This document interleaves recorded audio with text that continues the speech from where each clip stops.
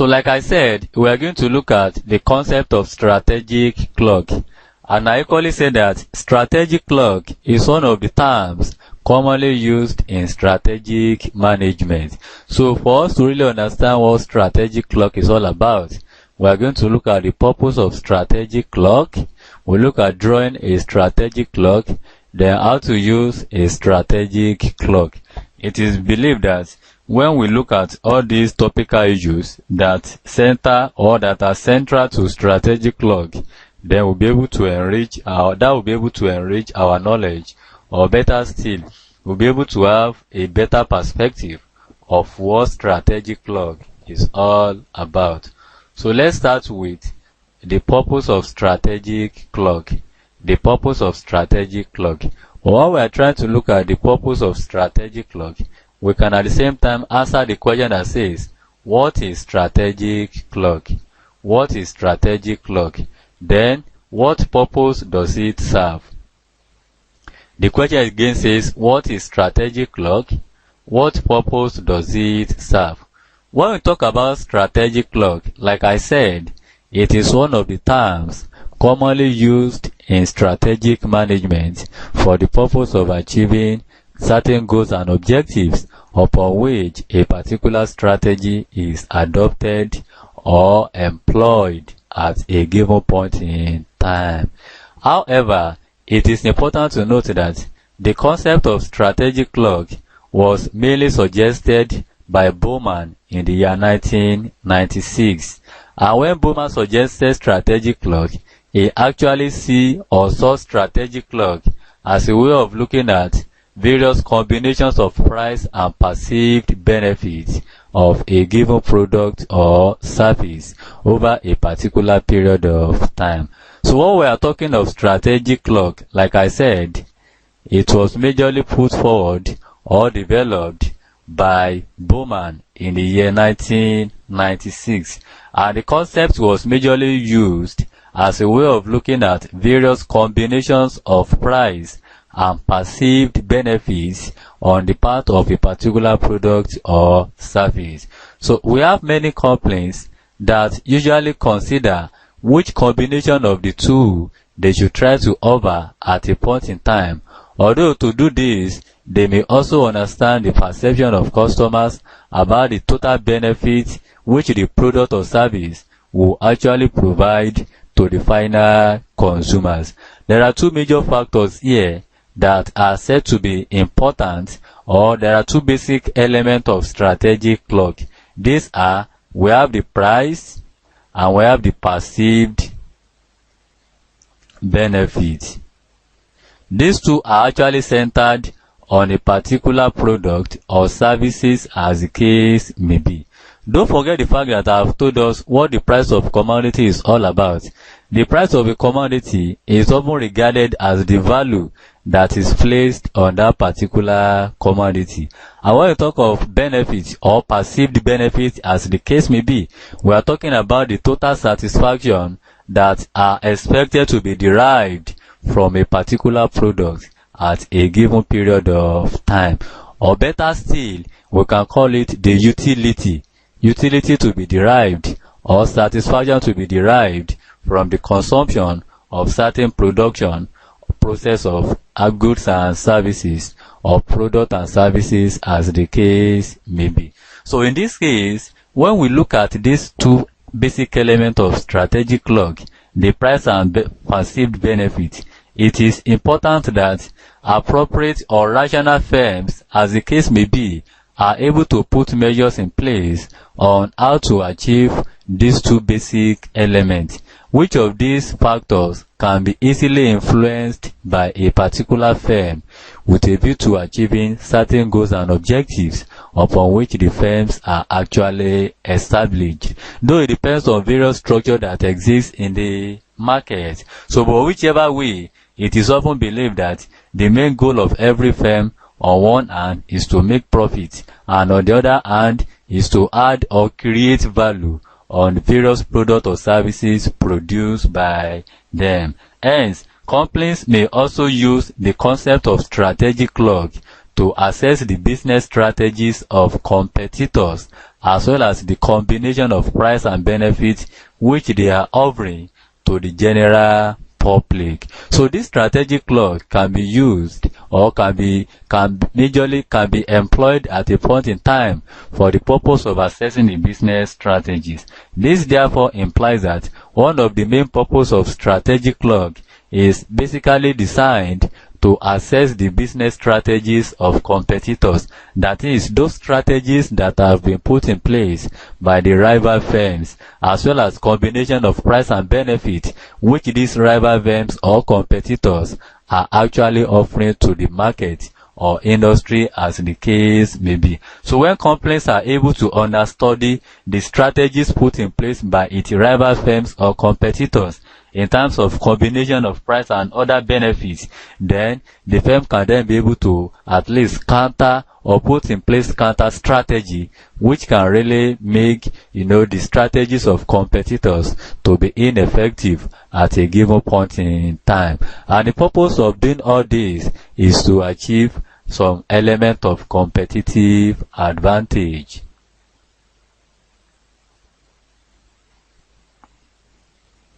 So let us look at a strategic clock. Let's look at a strategic clock. So the strategic clock we have identified earlier has basically two dimensions, and these two dimensions are said to be the price and the perceived benefit. I have told us the two basic components or two dimensions of strategic clock. These are the price of commodity and also the perceived benefit derived or to be derived from the product or services. Price can be shown on a scale that ranges from low to high, and similarly, perceived benefits can be shown on a scale that also ranges from low to high. This therefore implies that there is a positive or direct relationship between the price of commodity and that of perceived benefit, such that a reduction in price will bring about a appropriate increase in the perceived benefits, and when the price also increases, then automatically the level of benefit of a typical customer will reduce proportionately. Or better still, we can state that there is a negative or inverse relationship between the price and perceived benefit, such that when the price reduces, automatically perceived benefit will increase, and when the price increases, then perceived benefit will reduce. This actually goes to tell us that there is no positive or direct relationship. Rather, we have a negative or inverse relationship between price and perceived benefit, which are often regarded as the two basic components or dimensions of strategic clock. The clock in this case basically consists of a series of business strategies, and each of these business strategies is actually shown as the hand of a clock which is pointing in the direction of a combination of price and other perceived benefits. Apart from that, each business strategy has a different combination of price and perceived benefits, where consumers have different requirements in terms of value for money, and the different positions on the clock also represent a set of generic business strategies for the purpose of achieving competitive advantage. Therefore, there can be any number of different business strategies, but what is majorly important is that each of these strategies has its own combination of price and perceived benefit. Then the different business strategies can be grouped into the following.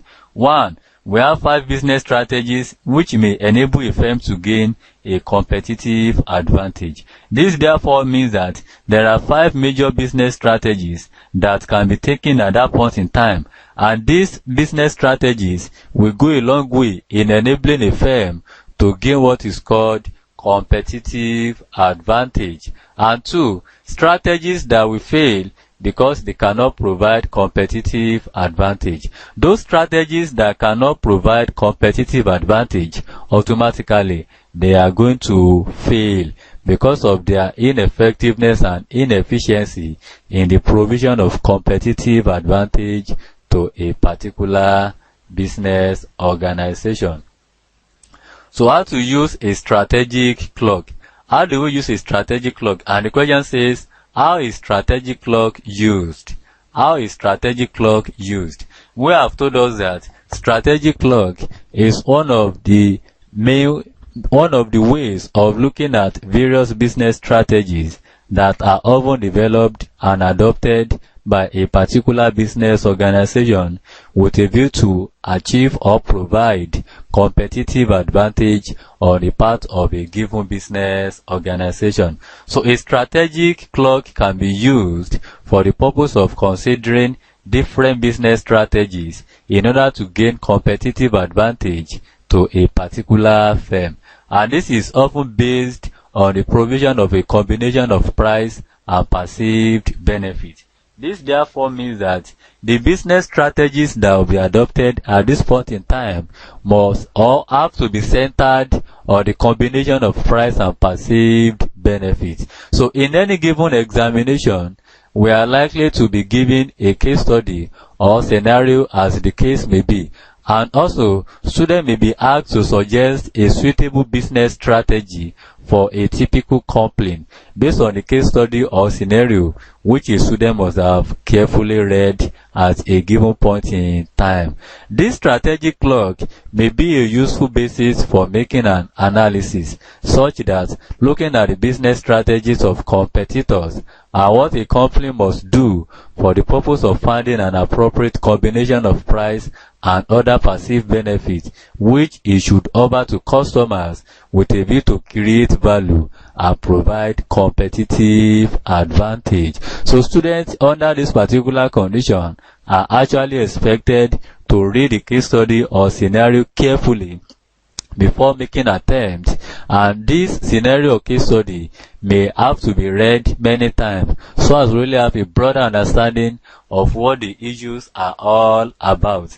And having understand the relevant issues contained in the case study, then the strategic clock is likely to be a useful tool or basis for analysis purposes. And looking at the business strategies of competitors, there is a need for appropriate strategic clock to be developed so as to see various business strategies that can be developed by a firm based on the combination of price and perceived benefits which it should offer to customers in order to provide competitive advantage as well as creating or adding value to the product or services. So the 5 broad group of business strategies which might succeed are: we have a no-frills strategy.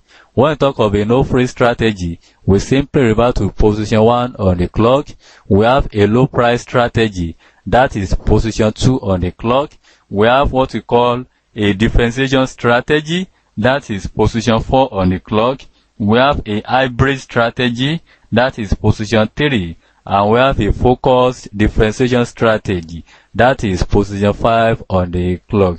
These are the 5 broad groups of business strategies which are likely to succeed from a particular case study or scenario that requires the use of strategic clock for the purpose of analyzing the business activities of the firm. So these 5 broad categories of business strategies will go a long way in achieving broad goals and objectives as well as providing competitive advantage to the firm.